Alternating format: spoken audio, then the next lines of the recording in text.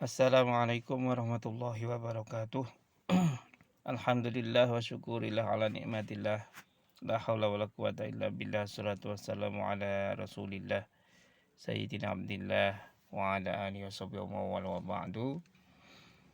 Alhamdulillah pada kesempatan pagi hari ini teman-teman semuanya kelas penelitian kualitatif kita sudah memasuki pada pertemuan ke-7 yang pada hari ini kita akan membahas lanjutan dari tema-tema kita yang sebelumnya kita membahas tentang pendekatan penelitian kualitatif yang meliputi dua aspek ya. Yang kemarin adalah studi kasus dan yang sebelum minggu ini adalah fenomenologi.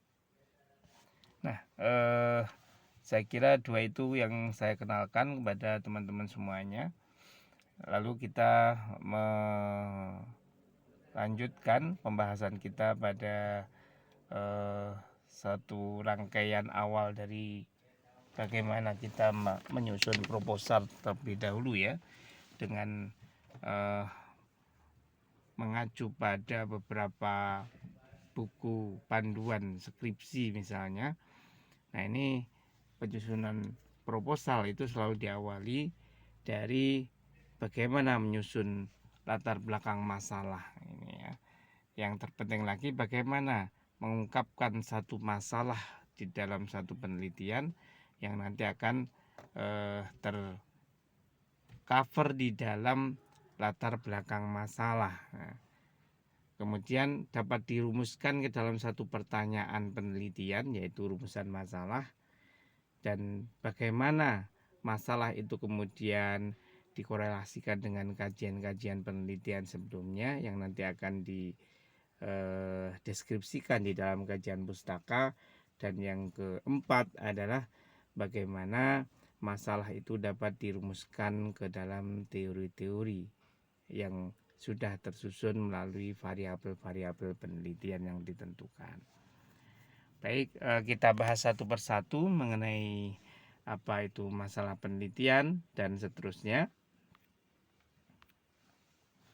Nah, yang perlu diketahui terlebih dahulu adalah bahwa satu proses penelitian itu selalu diawali dari identifikasi masalah ya.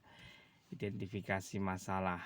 Ini jelas karena kalau tidak ada identifikasi masalah maka tidak ada penelitian begitu ya. No problem, no research ya, jadi prinsipnya itu. Tidak ada masalah berarti tidak ada yang diteliti. Kenapa harus diteliti? Ya karena ada masalah tadi ya. Jadi nggak mungkin kita meneliti sesuatu tanpa ada masalah yang diteliti. Nah, ini yang pertama. Kemudian merumuskan masalah, ini langkah kedua. Kemudian yang ketiga mengembangkan sebuah research framework ya. Research framework ini semacam teori kerangka berpikirnya dari satu teori itu. Baru kemudian mengumpulkan data empiriknya, data lapangan, kemudian pengolahan data dan analisis data, pengujian pertanyaan penelitian ya, atau pengujian hipotesis, dan yang terakhir kesimpulan dan temuan penelitian. Ini secara umum alur dari proses suatu penelitian. Nah, ini kita bahas yang pertama dulu. Nah, ini apa itu sebenarnya masalah? Nah, dan sumber masalah itu dari apa gitu ya. Nah, ini pengertiannya terlebih dahulu. Problem is any situation where a gap exists between the actual and desired ideal states. Ya. Jadi masalah dapat diartikan sebagai penyimpangan antara yang seharusnya dengan yang apa yang benar-benar terjadi. Ya. Antara teori dan praktek, atau antara aturan dengan pelaksanaan, atau antara rencana dengan pelaksanaannya. Jadi semacam kita membuat sebuah aturan misalnya dalam satu organisasi. Nah, A, B, C, D sudah disepakati bersama dan itu yang kira-kira menurut forum begitu ya, forum organisasi ini menjadi yang ideal. Nah, ketika dilaksanakan di dalam satu organisasi, nah di tengah jalan ternyata ada hal-hal yang berbeda dengan aturan tersebut, atau mungkin beberapa anggota organisasi yang melanggar aturan tersebut. Nah, inilah yang kemudian muncul masalah, ya, antara aturan yang sudah disepakati harusnya dilaksanakan sesuai dengan aturannya, ternyata dilaksanakan tidak sesuai dengan aturannya. Nah, gap antara kesalahan di dalam melaksanakan aturan dengan aturan yang sebenarnya itulah masalah, ya. Jadi ada sumber masalah di situ. Nah, dalam satu penelitian juga sama, ya. Ketika kita melihat situasi sosial misalnya, ya, mungkin dalam kajian ekonomi, misalnya dalam satu transaksi begitu ya, transaksi di dalam bank syariah ada transaksi murabahah dengan rukun dan syaratnya yang sudah tentukan begini, ya, dalam fikih juga sudah jelas begitu. Nah, ternyata dalam prakteknya, ya, ada satu pungutan yang tidak disepakati bersama, ya. Nah, itu akhirnya nggak jelas di situ. Nah, ini bisa jadi ini riba lah. Kalau sudah muncul seperti itu, maka disitulah letak masalahnya, ya. Jadi dalam satu transaksi tadi, nah itu jadi sumber masalah itu seperti itu. Nah, kemudian bagaimana ketika kita melihat suatu masalah dalam satu fenomena sosial misalnya, ya, dalam satu praktek kehidupan sehari-hari. Nah, yang kemudian harus dirumuskan dalam satu latar belakang masalah misalnya. Nah, maka yang disusun yang pertama kali ini adalah di dalam latar belakang masalah, ya. Dalam latar belakang masalah itu isinya apa? Yang pertama kita menentukan atau menggambarkan dulu fenomena, ya, datanya dulu. Fenomena yang ada di lapangan ini seperti apa ini, ya. Fenomenanya apa? Nah, fenomenanya apa? Nah, kemudian yang seharusnya apa? Ya, seharusnya itu berdasarkan teori, ya, teori. Jadi seperti fenomena bisnisnya seperti ini, ya, kemudian teorinya seharusnya seperti ini, dan research gap itu ya masalahnya tadi dimunculkan seperti ini, baru akan meneliti ini begitu, ya, berdasarkan research gap tadi antara masalah antara fenomena yang ada dengan teori yang teori yang seharusnya tadi. Nah, ini research gap-nya muncul sehingga itulah yang akan diteliti dan itu ditentukan di dalam latar belakang masalah. Nah, baru setelah ada latar belakang masalah kita merumuskan masalahnya dalam satu pertanyaan penelitian. Nah, lalu muncullah rumusan masalah. Nah, selanjutnya, nah, bagaimana menyusun rumusan masalah yang benar ini, ya. Nah, ini ada satu contoh. Misalnya terjadi stagnasi kinerja usaha mikro selama 5 tahun terakhir. Nah, contoh rumusan masalahnya, faktor apa yang mempengaruhi stagnasi kinerja usaha mikro? Ini, ya, faktor apa misalnya. Nah, bagaimana bentuk dukungan sektor pemerintah dalam menyelesaikan kinerja usaha mikro yang rendah? Nah, ini. Nah, ini dalam konteks pengembangan. Jadi dari problem research tadi, problem ini research gap, ya, atau problemnya kita kembangkan ke dalam satu pertanyaan-pertanyaan seperti ini. Yang ketiga, bagaimana peran swasta dalam mendukung menyelesaikan masalah kinerja usaha mikro. Nah, kemudian ada ini masalah yang pertama tadi, terjadi stagnasi kinerja usaha mikro, ya. Yang kedua, belum ada kebijakan strategis yang ditunjukkan untuk meningkatkan daya saing UKM berbasis potensi lokal wilayah.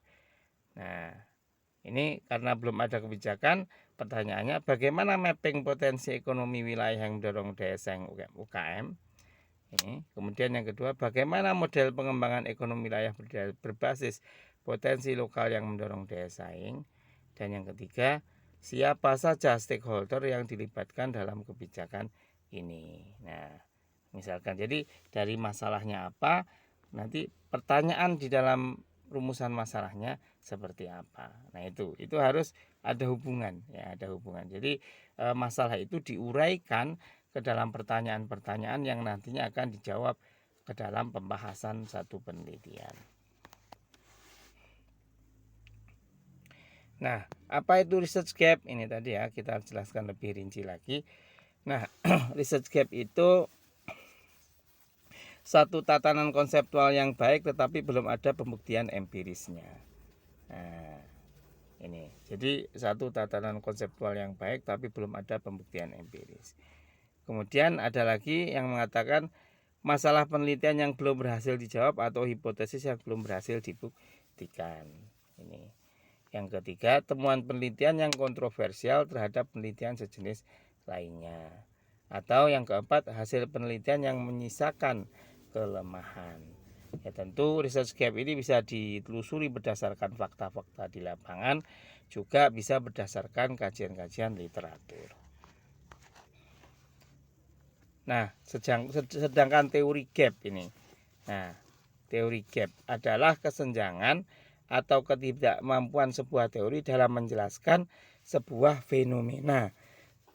Oleh karena itu, teori tersebut lalu dipertanyakan. Ini teori gap.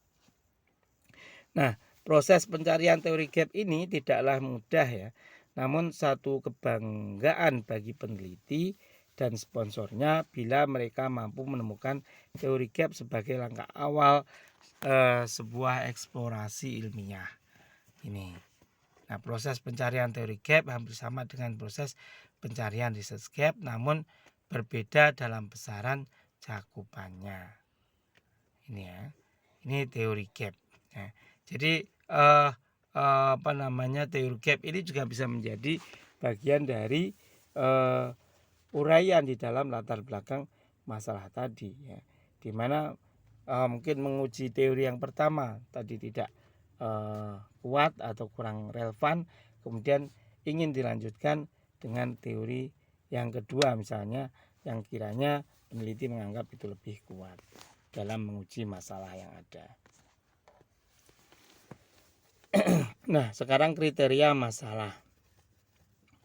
Nah, kriteria masalah dalam satu penelitian itu ada setidaknya 4 ya. Nah, jadi nanti perlu diingat bagi teman-teman ketika menentukan masalah setidaknya harus ada 4 hal ini yang ada di dalam masalahnya. Yang pertama, masalah yang diungkapkan merupakan masalah yang menarik untuk diteliti. Kemudian masalah yang kedua, masalah tersebut memiliki signifikansi terhadap teori maupun praktek. Jadi harus signifikan dengan teori. Kemudian ketiga, masalah tersebut dapat diuji melalui pengumpulan dan analisis data. Ya, dapat diuji melalui pengumpulan dan analisis data. Dapat diuji, kalau nggak dapat diuji ya nggak bisa. Kemudian masalah yang dipecahkan sesuai dengan waktu dan biaya yang tersedia. Jadi proporsional dengan waktu dan biaya. Nah, ada beberapa kesalahan umum dalam perumusan masalah ini yang perlu diperhatikan. Yang pertama, peneliti mengumpulkan data tanpa rencana atau tujuan penelitian yang jelas. Nah, jadi datanya tanpa ada tujuan penelitian yang jelas. Ini. Kemudian peneliti memperoleh data dan berusaha untuk merumuskan masalah penelitian hanya didasarkan pada data yang ada ya, seadanya gitu datanya ya. Sesungguhnya kurang begitu ya. Nah, ini perlu ada penelusuran data secara lebih lanjut ya supaya rumusan masalahnya bisa benar-benar tepat. Kemudian peneliti merumuskan masalah penelitian terlalu umum dan ambiguitas sehingga menyulitkan interpretasi serta pembuatan kesimpulan. Nah, jadi rumusan masalah itu nanti juga kaitannya dengan kesimpulan ya. Jadi buatlah rumusan masalah yang bisa dapat disimpulkan. Peneliti menemukan masalah tapi tidak melakukan literatur review terhadap hasil-hasil penelitian sebelumnya. Ini dalam kajian pustaka ya. Dalam kajian pustaka biasanya kita menemukan satu masalah itu kemudian apakah kira-kira masalah ini ada dalam penelitian sebelumnya yang sudah dibahas. Nah, itu harus ditelusuri dalam review literaturnya. Kemudian masalah yang dirumuskan kurang memberikan kontribusi. Ini ya. Jadi harus diperhatikan hal-hal ini supaya tidak terjadi kesalahan dalam merumuskan masalah. Nah, kemudian menentukan tujuan penelitian, ya. Setelah merumuskan masalah, kita menentukan tujuan penelitian. Setidaknya ada 3 aspek, ya, dalam tujuan penelitian itu yang biasanya salah satunya kita pakai. Yang pertama, tujuan penelitian itu sebagai sebuah penemuan, ya, artinya data yang diperoleh dari penelitian benar-benar baru dan sebelumnya tidak diketahui. Ini baru bersifat penemuan, ya. Kemudian tujuan yang kedua ini bersifat pembuktian. Ini pembuktian. Data yang diperoleh digunakan untuk pembuktian adanya keraguan-raguan terhadap informasi atau pengetahuan tertentu. Ini membuktikan, ya. Kemudian yang ketiga, pengembangan. Ini artinya memperdalam dan memperluas pengetahuan yang telah ada atau teori-teori yang sudah dipakai, kemudian dikembangkan lagi, begitu, ya, melalui satu penelitian yang lain. Nah, kalau untuk target luaran penelitian biasanya publikasi ilmiah, ya. Ada yang di tingkat nasional, ada yang di tingkat internasional, tapi ini ranahnya pada dosen. Nah, sekarang kontribusi penelitian. Dalam satu naskah proposal biasanya itu ada yang menyebutkan kontribusi penelitiannya apa secara jelas, ada yang tidak ada. Tapi ya saya kira tidak terlalu masalah, yang penting tujuan penelitian tadi sudah dapat dideskripsikan. Nah, kalau kita melihat kontribusi penelitian, nah ini ketentuannya sebenarnya kontribusi penelitian harus dapat dijelaskan secara jelas, ya. Seperti sumber pendanaan risetnya dari mana, saran dari dosen periset lain atau pihak eksternal yang memberikan bimbingan mengarah kepada perubahan substansi terhadap konten atau pendekatannya. Nah, ini. Jadi kontribusinya ini apa, begitu, ya. Nah, sekarang kita melihat pada ini tadi. Setelah ini kan biasanya latar belakang masalah, rumusan masalah, tujuan penelitian, ya, atau nanti ada manfaat penelitian, ya. Dan sekarang setelah menyusun ketiganya itu kita menuju pada penyusunan tinjauan pustaka.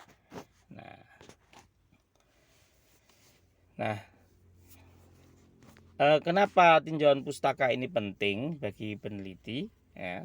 Jadi tinjauan pustaka ini penting, ya, disusun sebagai dasar penyusunan hipotesis penelitian atau dasar dalam merumuskan preposisi.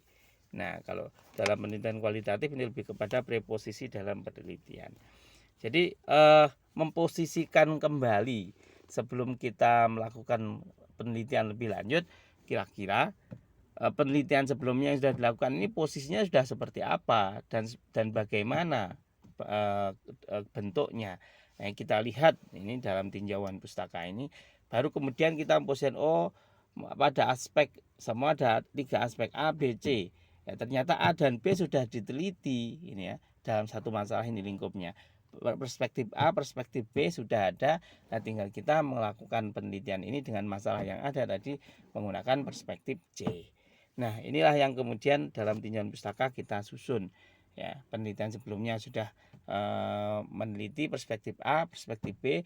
Nah, mana penelitiannya kita deskripsikan dalam tinjauan pustaka, baru nanti kita posisikan penelitian kita pada perspektif C tadi. Nah, bagian ini berisi landasan teori, kerangka pemikiran, dan penelitian terdahulu.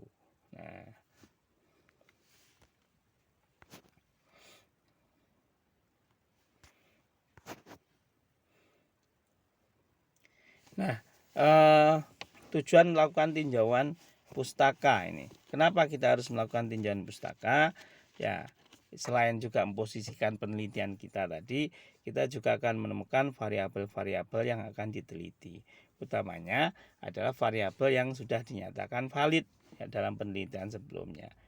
Ya, kemudian melakukan sintesa pada dan memperoleh perspektif baru. Sintesa itu ada sintesa, ada antitesis, ya, sintesa, antitesa.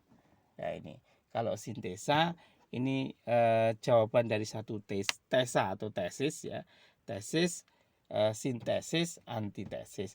Tesis itu adalah penelitian yang ada tadi ya, kemudian sintesis ini merupakan jawaban sementara. Nah, ibaratkan kelanjutannya ya. Jadi tesis tadi adalah jawabannya, sintesis mungkin menguatkan dari jawaban tesis tadi, sedangkan antitesis ini membantah tesis dan sintesis tadi. Nah, tapi di sini tujuan kita menentukan sintesanya. Nah, atau perspektif baru tadi yang saya katakan. Kalau ada perspektif A, B, kita menggunakan perspektif C. Nah, perspektif C ini disebut sintesa. Nah, kemudian membedakan hal-hal yang sudah dilakukan dalam menentukan dan menentukan hal-hal yang perlu dilakukan. Kemudian menentukan makna dan hubungan antar variabel. Ini tujuan melakukan tinjauan pustaka. Nah, kemudian yang terakhir menentukan teori. Ini ya, menentukan satu teori. Nah, ini secara definisi, teori merupakan serangkaian konsep, konsep-konsep atau asumsi-asumsi atau definisi-definisi atau konstruk dan juga proposisi. Ini untuk menjelaskan sebuah fenomena sosial secara sistematis dengan merumuskan hubungan antar variabel. Nah, jika pada pengertian tersebut, ini makna teori mengandung 3 hal. Pertama, teori merupakan serangkaian proposisi antara konsep-konsep yang berkaitan. Yang kedua, teori menjelaskan secara sistematis tentang suatu fenomena sosial dengan cara menentukan hubungan antar konsep. Kemudian yang ketiga, teori menjelaskan tentang fenomena tertentu menggunakan cara menentukan sebuah konsep yang berkaitan dengan konsep lainnya dan juga bentuk hubungan tersebut. Ini teorinya, definisinya, ya, definisi dari teori. Tapi di sini kita lebih pada ranah yang praktis ya. Nah, di sini ada satu subbab biasanya di dalam satu proposal, yaitu kajian teori. Nah, dalam prakteknya kajian teori ini apa sih sebenarnya? Nah, kajian teori itu ya serangkaian definisi, konsep, perspektif, pengertian-pengertian variabel dari satu konsep tadi atau satu teori yang tersusun secara rapi dan sistematis atau berurutan. Nah, jadi dalam satu penelitian ini setidaknya mengadopsi minimal satu teori, ya teori yang mendasar yang memang berkaitan dengan topik penelitian. Ya. Jadi selain juga satu teori, ya setidaknya itu kemudian itu relevan ya dalam mendefinisikan variabel-variabel yang ditemukan dalam satu penelitian. Kalau penelitian kualitatif biasanya hanya ada satu variabel saja. Nah, berarti bisa itu menggunakan satu penelitian atau dua variabel menggunakan satu teori, itu juga bisa. Ya tergantung dari kebutuhan penelitian itu ya. Tapi biasanya kita hanya dalam satu kajian itu cukup menggunakan satu teori, itu pun sudah bisa kita memecahkan satu masalah. Nah, selain itu kajian teori juga seharusnya dapat menjawab hipotesis dan juga memberikan jawaban sementara yang sudah disusun. Nah, ini kalau perspektifnya adalah kajian penelitian kuantitatif ya. Ada hipotesis di situ. Tapi kalau untuk penelitian kualitatif tidak ada hipotesis. Nah, saya kira itu yang bisa saya sampaikan. Kurang lebihnya mohon maaf. Silahkan bila nanti ada pertanyaan-pertanyaan diajukan melalui grup WhatsApp. Sekian dari saya, kurang lebihnya sekali lagi mohon maaf. Wallahul muwaffiq ila aqwamit thoriq. Assalamualaikum warahmatullahi wabarakatuh.